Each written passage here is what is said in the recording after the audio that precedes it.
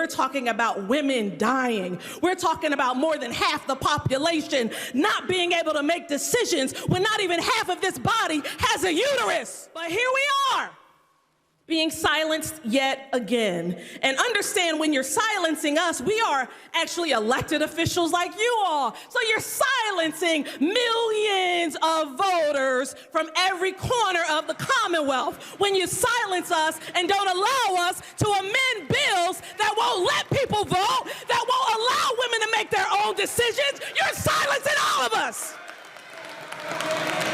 So we need to suspend the rules and let this amendment come through before we rush this off to the voters. Those same voters that you tried to silence in 2020 when you didn't like the outcome of the election. Those same voters that you said it didn't matter what they chose. Those are the people you're trying to shut up.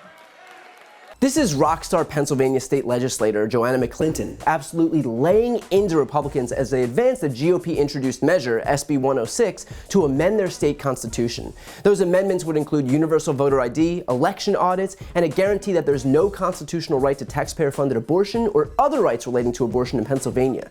And the reason they're opting for a constitutional amendment and not regular legislation is because if the Republican-led legislature is able to pass these measures as a constitutional amendment, they're not susceptible to a veto by the Democratic governor, because the GOP's entire governing philosophy is to assume power in the most anti-democratic means humanly possible. Now, this will surprise exactly no one, but these measures are so unpopular that no Republicans in the Pennsylvania State House Conference were willing to rise to speak in defense of SB 106.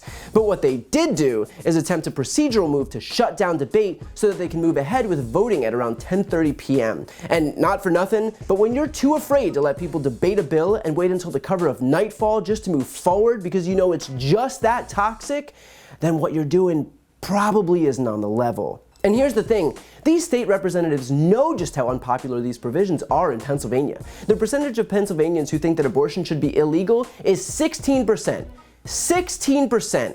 And so it's no wonder why these Republicans are trying to ram through anti-abortion provisions as quickly as possible. And let's be clear-eyed about why that is. They want to ban abortion in Pennsylvania. The first step is to ensure that there are no abortion protections enumerated in the state constitution, preempting any Democratic efforts to make that a reality. And then the next step, as certain as the day is long, will be legislation banning abortion in that state. And if you don't think that's the case, if you don't think that's possible, just take a look at what Republicans are doing across the entire country, all while having told us that there's nothing to worry about, that Roe will never actually be overturned.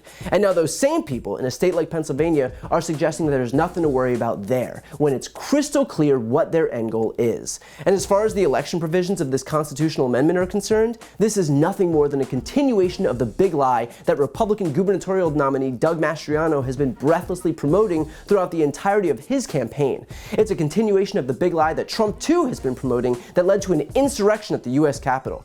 These people know that they can't win elections legitimately, and so their only strategy here is to change the rules of elections so that whatever prevented them from overturning the results last time can be undone the next go around.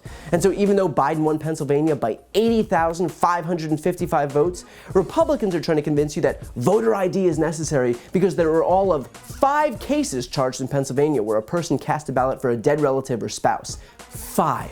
And by the way, all 5 of them, Republicans. But Republicans know that if they can enact voter ID laws, that will severely limit the number of votes cast, especially among communities of color, the poor, and the elderly, all of whom are less likely to have IDs. And so again, even though this isn't actually a problem, considering there were 5 people charged and Biden won Pennsylvania by over 80,000 votes, still Republicans will take any excuse they can find to suppress voting rights by people who they think might not vote for them. And of course, the election audit provision is no different. It's just another way to feed the baseless narrative that there was fraud in the last election, all because Republicans can't accept the fact that they lost. And so they needed to invent a conspiracy theory to spout while play acting that they won. In reality, Pennsylvania already conducts a risk-limiting audit in which 63 counties reviewed over 45,000 ballots from the 2020 election and found that the audited results mirrored the original results to within a fraction of a percentage point, thereby proving the accuracy of the original count.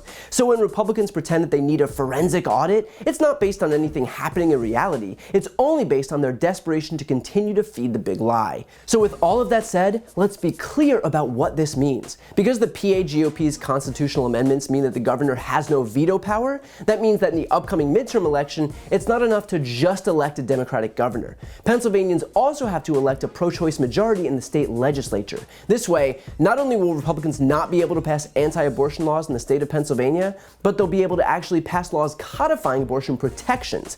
If this doesn't happen, then Republicans will move forward with this constitutional amendment, including anti-abortion provisions. So if you think that this election isn't as important as the general, or if you think that it's a referendum on the president and you may not approve of him, it's not. This election will determine the future of abortion protections in the state of Pennsylvania. There is a reason that Republicans aren't talking about this. It's because they know how unpopular their position is, and they know how close they are to succeeding. So if you live in Pennsylvania, or if you have family or friends in Pennsylvania, make sure you have a plan today, right now, to vote. Because what happens in the next few months is going to impact that state in a way unlike we've seen before.